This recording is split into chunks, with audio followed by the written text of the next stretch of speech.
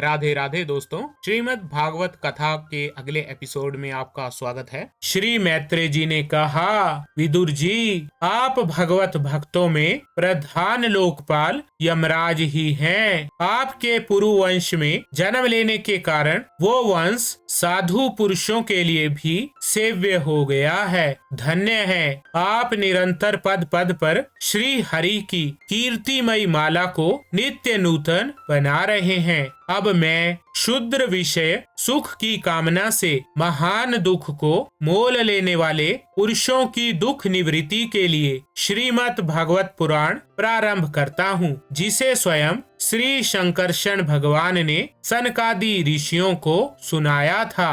अखंड ज्ञान संपन्न आदि देव भगवान शंकरषण पाताल लोक में विराजमान थे। सनत कुमार आदि ऋषियों ने परम पुरुषोत्तम ब्रह्मा का तत्व जानने के लिए उनसे प्रश्न किया। उस समय शेष जी अपने आश्रय स्वरूप उन परमात्मा की मानसिक पूजा कर रहे थे, जिनका वेद वासुदेव के नाम से निरूपण करते हैं। उनके कमल कोश सरीखे नेत्र बंद थे। प्रश्न करने पर सनत कुमार आदि ज्ञानी जनों के आनंद के लिए उन्होंने अधखुले नेत्रों से देखा। सनत कुमार आदि ऋषियों ने मंदाकिनी के जल से भीगे अपने जटा समूह से उनके चरणों की चौकी के रूप में स्थित कमल का स्पर्श किया, जिसकी नागराज कुमारियां अभिलषित वर की प्राप्ति के लिए प्रेम पूर्वक अनेकों उपहार सामग्रियों से पूजा करती हैं। सनत कुमार आदि उनकी लीला के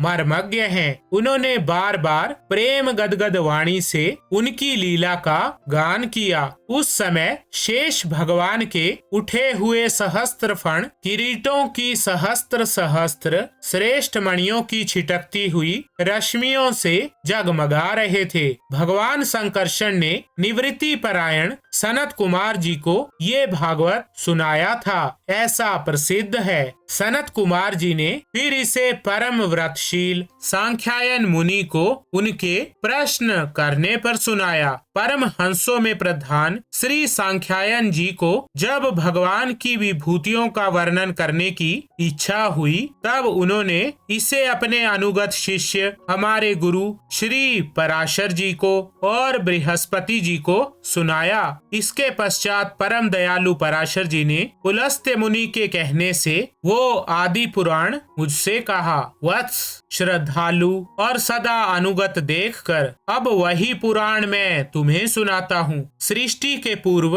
ये संपूर्ण विश्व जल में डूबा हुआ था। उस समय एकमात्र श्री नारायण देव शेष शैया पर पौड़े हुए थे। वे अपनी ज्ञान शक्ति को अक्षुण्ण रखते हुए ही योग निद्रा का आश्रय लेकर अपने नेत्र मूंदे हुए थे। सृष्टि कर्म से अवकाश लेकर आत्मानंद में मगन थे। उनमें किसी प्रकार की क्रिया का उन्मेष नहीं था। जिस प्रकार अग्नि अपनी दाहिका आदि शक्तियों को छिपाए हुए काष्ठ में व्याप्त रहता है, उसी प्रकार श्री भगवान ने संपूर्ण प्राणियों के सूक्ष्म शरीरों को अपने शरीर में लीन करके अपने आधारभूत उस जल में शयन किया। उन्हें सृष्टि काल आने पर पुनः जगाने के लिए केवल काल शक्ति को जागृत रखा। इस प्रकार अपनी स्वरूप भूता शक्ति के साथ 1 सहस्त्र चतुर्युग पर्यंत जल में शयन करने के अनंतर जब उन्हीं के द्वारा नियुक्त उनकी काल शक्ति ने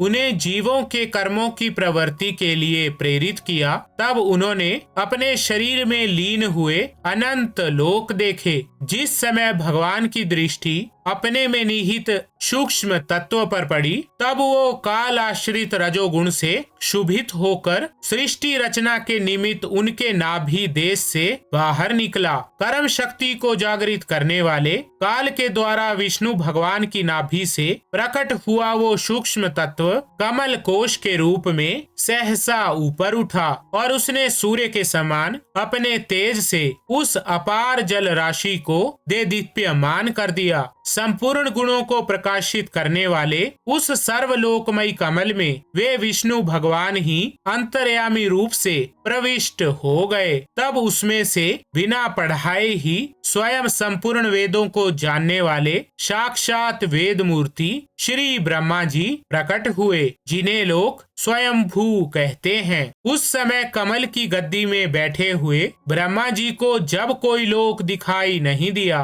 तब वे आंखें फाड़कर आकाश में चारों ओर गर्दन घुमाकर देखने लगे। इससे उनके चारों दिशाओं में चार मुख हो गए। उस समय प्रलयकालीन पवन के थपेड़ों से उछलती हुई जल की तरंग मालाओं के कारण उस जलराशि से ऊपर उठे हुए कमल पर विराजमान आदि देव ब्रह्मा जी को अपना तथा उस लोक तत्व रूप कमल का कुछ भी रहस्य ना जान पड़ा। वे सोचने लगे, इस कमल की गद्दी पर बैठा हुआ मैं कौन हूँ? ये कमल भी बिना किसी अन्य आधार के जल में कहां से उत्पन्न हो गया? इसके नीचे अवश्य कोई ऐसी वस्तु होनी चाहिए जिसके आधार पर ये स्थित है। ऐसा सोचकर वे उस कमल की नाल के सूक्ष्म छिद्रों में होकर उस जल में घुसे, किंतु उस नाल के आधार को खोजते खोजते नाभि देश के समीप पहुंच जाने पर भी वे उसे पा न सके। तो ठीक है दोस्तों, श्रीमद् भागवत कथा के इस एपिसोड में बस इतना ही।